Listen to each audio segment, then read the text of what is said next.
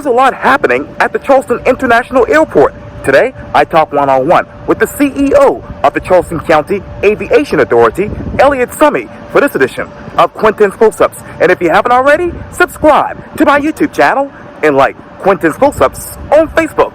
And be sure to follow me on the Palmetto Network. Elliott Summey, welcome back to Quintin's Close-Ups. Thanks, Quinn. I appreciate it. It's been a long time, man. Yes, sir. I know obviously you're the CEO of the Charleston International Airport, and you guys are extremely busy.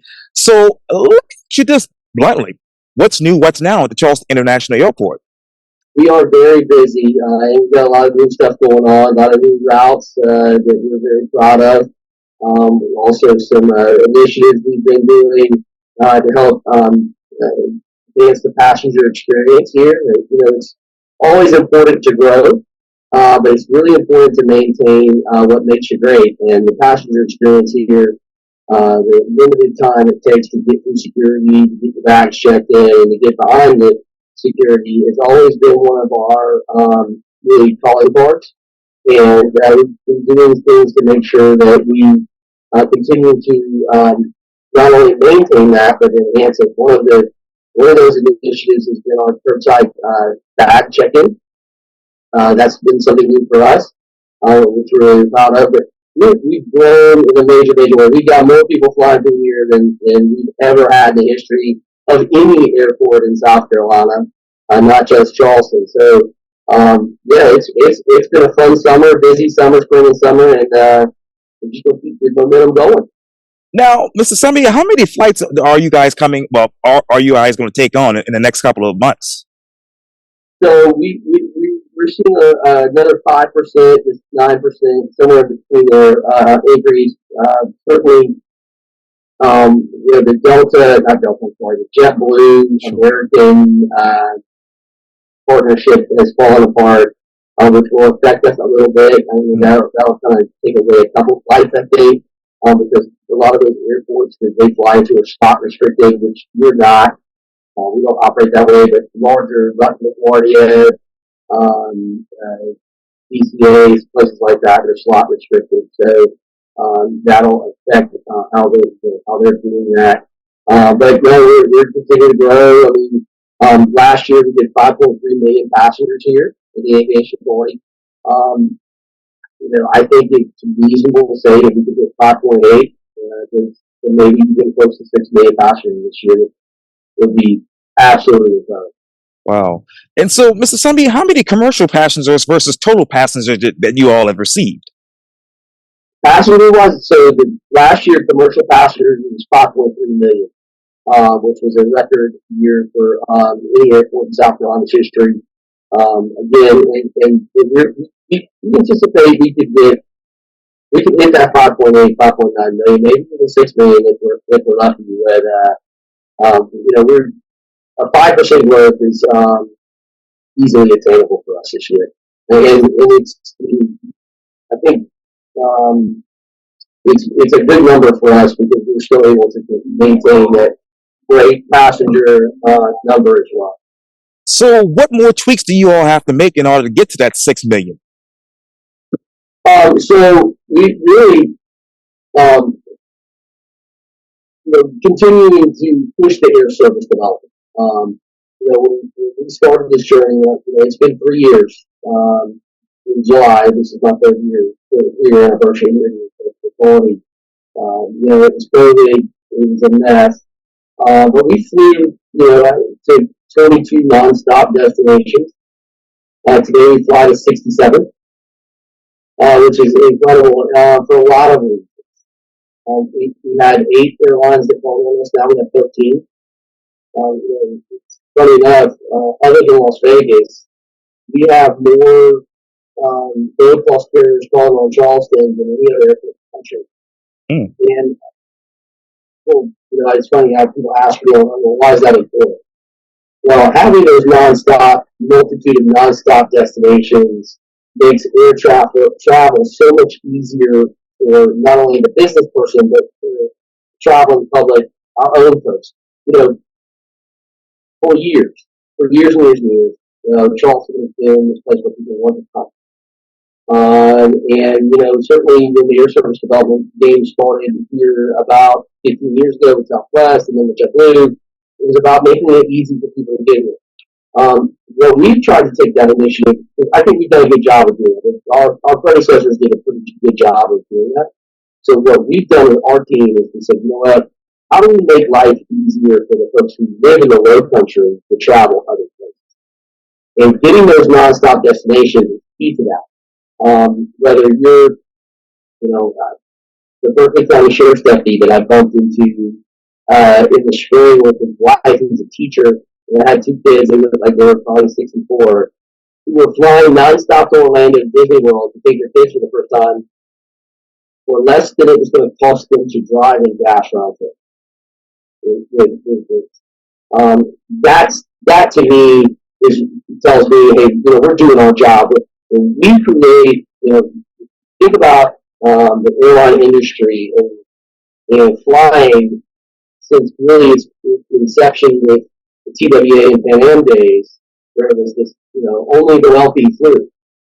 That's not the case in Charleston. It's actually things like people per fare each direction to fly in and out of Charleston today than it was in 2019. Lay that on the backdrop of inflation, and what inflation's done since 2019, that's a pretty nice little accomplishment.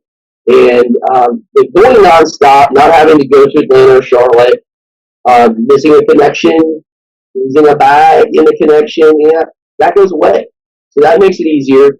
But also having a diverse amount of airlines, now that we've got 13 airlines, it creates competitive tension amongst the airlines to keep the fares at a decent rate, which gives folks opportunities to fly who normally wouldn't be able to afford to. So for me, the folks in the low country here are able to go faster and cheaper to places that they would normally not be able to. And for me, that's the quality of life piece that this airport brings to our community that's so important. Later that on the economic development side, the tier 2, tier 3 supplier who's doing business with Boeing or Mercedes or Volvo can now more easily get to places like Milwaukee, and Texas, and Kansas City, and other places like that to be able to call on other manufacturers, and so they're able to expand their businesses. So it's really that economic development and quality of life piece where it intersects, and it's really cool. It's really fun. Wow, and I love Southwest because I can fly from here to Nashville whenever I need to. But let me ask you, yeah, that's exactly right. Well, let me ask you this, Mr. Summey. So, how many more businesses want to come to Charleston and do business here because of the low fare destinations and the low fare airlines? So it's definitely part of the package. So as you know, I cut my teeth on economic development with Steve Dykes and the guys down in the county for years. I'm really passionate about economic development. Served on the CRDA executive committee board for years. And so what we've done is as a team, we said, we want to be part of the game. We're working with the Department of Commerce. We're working with not just Charleston County, but Berkeley and Dorchester as well, because we are the region's airport. I know it says Charleston County Aviation Authority on the door, but we're not part of county government. We're our own authority like the State Ports Authority. So we want to be South Carolina's commercial traffic airport. We by far have more folks that fly in and out of Charleston than any other airport in the state. So we want to be that tool that they use. So certainly, when companies are looking at relocating to the low country of South Carolina, air travel is part of it. Southwest was a great example. You mentioned them earlier. There's no coincidence. Boeing locates here in 2009. They build a plant, and what's the first thing that happens with Southwest? They add the Chicago flights. That's where their home office is. Then United starts adding Chicago flights. And same thing with Alaska Air. We fly direct to Seattle every day with Alaska Airlines. There's no coincidence of why. And it's because the 8,100 people on campus at Boeing, right? We fly to Newark. Now we fly to Newark with multiple airlines. There's no coincidence that Newark's home office is the home office of Volvo. So, and Newark is a great just like JFK, is a great airport to connect over to Germany, and to Sweden. So we see a lot of that international traffic. I mean, you have to realize that 139 international companies do business in the Tri-County area. They have some sort of presence here, and being able to connect them. One of the reasons we were really bullish on getting a nonstop flight to LAX with JetBlue was because of the ports authority. I got here 3 years ago. One of the first meetings was with Jim Newsom, the former CEO of the port, and sat down with Jim and Barbara and said, "Hey, how do I help you guys?" And they're like, "Man, we need to get direct to LA because that's the gateway to Asia. The rest of our customers in Asia." And that's why we push on the British Airways flight, getting it back to London, because he's the gateway to Europe. So we definitely are in that economic development game. We're definitely pushing that very, very hard, and being a part of the overall community when it comes to recruiting jobs to Charleston. Now, how many local airlines do you want to recruit to Charleston next? I'll take them all, baby. I want all of them. Certainly we've got to grow our facilities. 13 is a pretty good number right now. I think we should be able to add one or two more from the international side. I think we'll see that in the next 18 to 24 months. But that doesn't do a lot to bog down the facilities. They really, those flights would come in a couple times a week in return. So that's really not a big stress on the facility. It's the domestic daily carriers that obviously create a lot of throughput and a lot of demand on the facility. And we're going to be expanding these facilities here in the next several years. And what's also putting stress on the facilities right now? Parking. As much as Uber and Lyft is a popular thing, people still drive their cars around, especially folks who are flying out of here.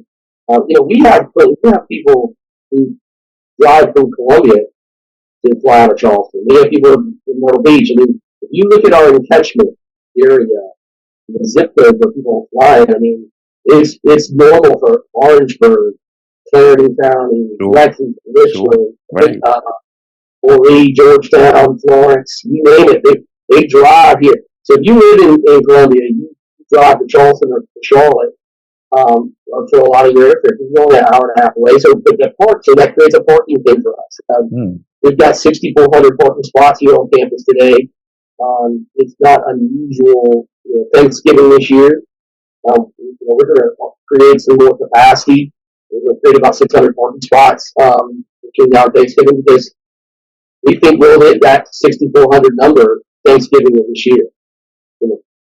So the more people Uber and Lyft certainly is great. Public transportation, Florida falls on the airport, and so we encourage folks to use all modes of transportation here. But we're going to have to build another park garage. The new one that we built is already at capacity, which is great. And so we'll be building another one here in the next 2 years. So where ideally would that new parking lot be located? The surface lot A is today. So when you come into campus, you see that big parking lot, the surface lot A. That's where it would be.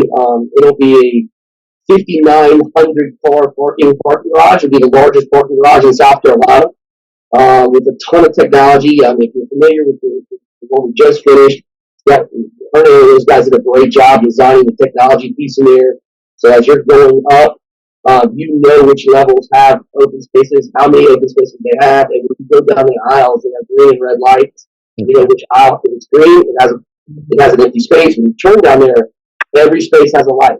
So there's no guessing anymore, driving around guessing. I'm in a smaller car, and everybody got these big SUVs and can't see where the parking spot is. No more guesswork. It's all technology based. Know where your parking spot is.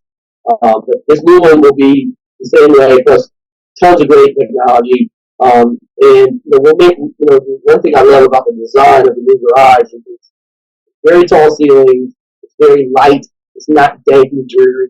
Parking garages at night can be kind of scary places sometimes. And quite honestly, we have a lot of ladies who fly in and out of Charleston. We're the second most popular bachelorette destination in the country. We're one of the most popular wedding destinations in the country. So you have a lot of females that fly out of our airport. So we want to make it as safe and as inviting as possible. For them, that goes into the thought process of design and safety and security for a passenger in the garage. And this garage will be that. It will be very tall, very bright, lots of technology, very inviting, but not that old, dark, dinky, wet parking garage. And how soon have hey there? How soon have are you guys going to put this out to RFP?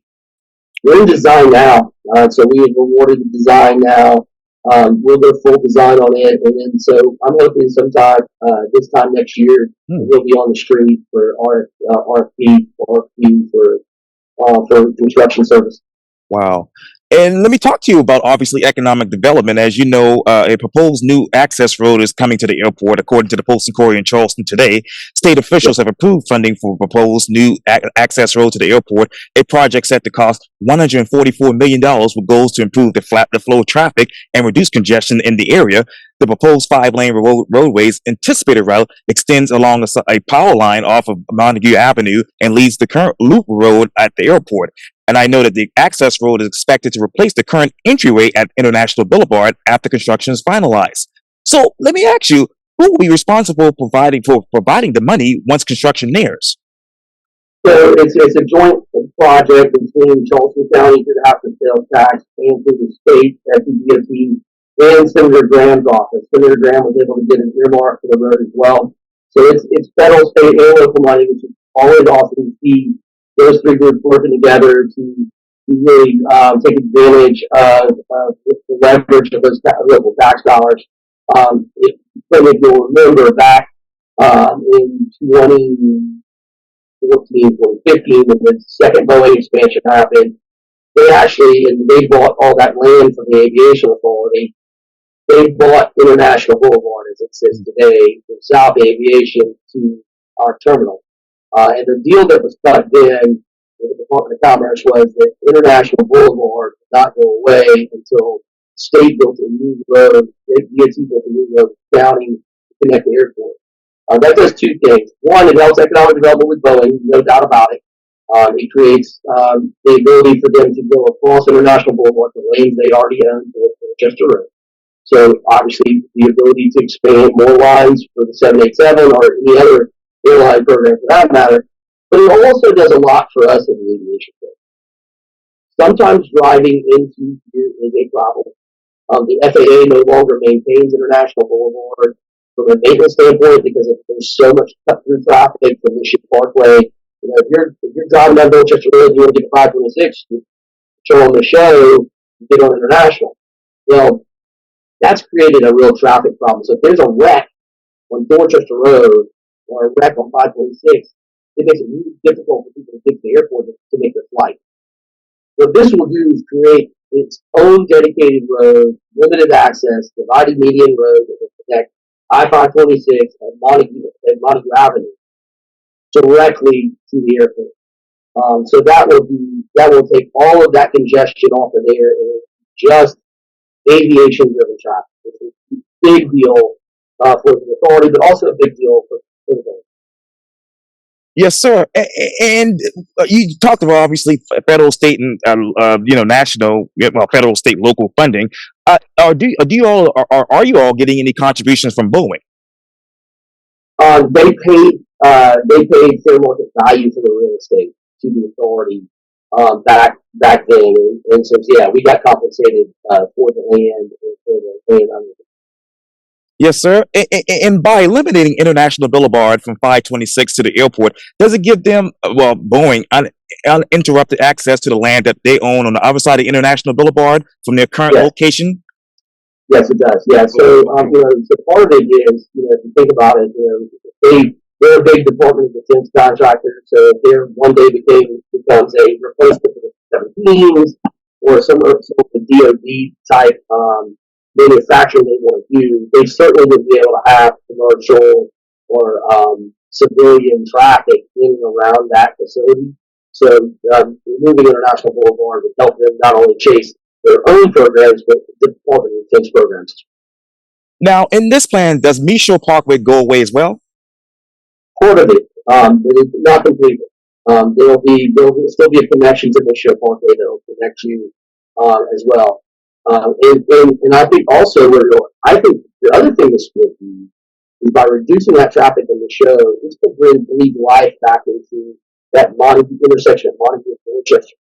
You look at the traffic counts today, about 40,000 cars a day go through the intersection of Michaud and Dorchester. But only about 10,000 cars a day go through Montague and Dorchester. And you've seen those shopping centers start going dark. You're seeing a lot of folks, their businesses going away because there's just not a lot of foot traffic. So I believe that being able to take, a couple, 10,000, an extra 15,000 cars a day and put them at Montague and Dorchester, which is very underutilized. And remember, there's a 526 exit there as well. That will breathe new life into that area right there. We'll see more businesses come out and come back, and the shopping centers come back, which is good for everybody. It's great for those neighborhoods. Those neighborhoods are underserved from a commercial standpoint, so that will be able to get folks. It'll drive traffic, which will drive commerce. Now, how many shopping centers are you thinking? No clue. I don't know. I mean, when I was a kid, that was a vibrant area. Because I was a kid a long time ago, but that was the 80s. But certainly, all up and down Dorchester there, you see strip shopping centers, the one that's on the left behind the First Citizens, kind of dark. Oh yeah. You'll see where Harbor Freight Tool is. I believe the more traffic you see there, you'll see a revitalization of those those current facilities. Now, Mr. Summey, why so long for the project to go out for bid? It's a big permitting process. Certainly, they had to go through NEPA. The county's doing that, so we're not involved in the permitting process at all, or the construction project at all. That's all Charleston County government and SCDOT. But certainly, the NEPA process takes some time. That's about a 2-year process normally. And then, of course, design and dealing with all the engineers and using the power line from St. Cooper. And it's a lengthy process because of all of the new. Yes, sir.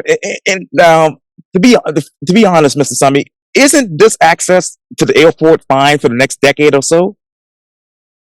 Oh, I think it'll be great for the next 20 years. I think we'll really solve our traffic problem with this dedicated road. It's a 4-lane divided into the no stoplights. It'll really do a lot. It can handle a lot of cars. So if you think about it, a road like that can handle 60,000 cars a day. Lord, if we ever start seeing that amount of traffic coming to the airport, we're not going to move the airport. That's more capacity than more. Now, how does this new access proposed road improve flights to and from Charleston? It'll make it easier for people to get to their flight. And it's just another one of those things that we can set in our cap that we can use as we're talking to our airlines. Because certainly when people miss their flights because of traffic, they complain. They complain to us. They complain to the airline, right? Well, those things are locked in. They track that. They track that. So we're in constant communication with our airline partners, not just here locally, but with their home offices around the country. And so, as we do things to improve the passenger experience, we let them know that. And those are things that we use to try to attract more flights. And I know you have to run, but how is Boeing and all these other companies coming into Charleston paying for some aspect of their increased capacity that they're actually causing? You mean at the airport? Yes, sir. Well, certainly. So we're a fee-based airport. So, we don't collect tax dollars here in the Aviation Authority. We don't get any tax dollars from the county or the city or anywhere else. So every time a passenger steps off a plane in Charleston, there's a fee goes in that ticket, and every time we step on one. So we're actually making money out here. So they've not been a burden to us. I mean, if anything, they've helped create an opportunity for us to make more money. And so they've been a blessing. They've not been, these other industries have not created a burden on us at all. We've made more money last year than we ever did in the history of the authority. Our profit last year was $42 million out here, of which we in turn invest back into the facilities. We buy down the operation costs. We got the lowest landing fees the airlines pay of any airport in the country. and it's because we take a very fiscally conservative approach to how we run the authority from a financing standpoint, and we invest that money back into our airline partners and into our consumers. And what do you compare those fees to, say, 4 years ago? They are roughly the same, if not a little lower. We're blessed that we have Joint Base Charleston, who helps us maintain our runways. We couldn't ask for a better partner than our folks over next door. Anyone who loves this country and loves this community, we all love our military folks, and being able to share that airfield with them is an absolute blessing. And because of that, and the fact that we invest our money wisely, we're able to keep that number down very low. So it's a great partnership with them, and our airlines. The airlines make money in Charleston, and that's why they're here.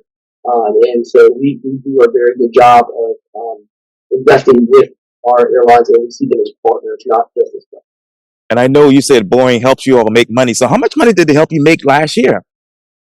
So, it's hard to say. I know what our economic impact is on the community. It's about $4.8 billion a year. The Aviation Authority, certainly Boeing is a large contributor to that as well as Joint Base Charleston. So, it's hard to pinpoint exactly how many people are flying out because of Boeing. I will tell you though, from a rental car standpoint, roughly about 125 cars a day get rented that fall on Boeing. So certainly it'd be hard to say that 125 people a day fly in because of Boeing. It's really hard to when they land here, we don't know where they're actually physically headed. But we know that we've seen an uptick in business because of Mercedes, because of Boeing, because of Volvo. I call it 15%, call it 20%. It's really hard to say, and really hard to track. But we do know that there's a lot more business traveler here, and certainly a lot of folks that work at Boeing did not get born and raised in Charleston, South Carolina, and so those folks are traveling through here too, whether they live in Charleston or Berkeley or Dorchester counties. So, but our growth it's not just based on population. So Charleston, if you look at the Charleston area's growth over the last 3 years, I think it's probably a 5% growth. You look at the Aviation Authority's growth over that same period of time, it's 27%, something like that, 25%. So we're certainly growing, not just with our folks that live here, but we're also with the tourism sector and the business travel. So, we've done a really good job of promoting. Listen, we get to promote the greatest place on the planet to live and work, right? Which is the Tri-County Low Country of South Carolina. And for us, when we reach our folks, whether it's our own folks or TSA or anybody else that works here, sometimes we're the first and last impression anyone ever has of Charleston. So we do, people who live here, born and raised, just like you, like me, I'm passionate about making sure that people, when they come here, that they know, they feel what it's like to be born and raised here, and how friendly we are as a community, and how special this community is. And with all this growth that you're having at the airport, Mr. Summey, how many more employees do you actually need? So we've grown our staff here by about 25 folks over the last 3 years, but we're in a pretty good place right now. Now our vendors have grown their numbers.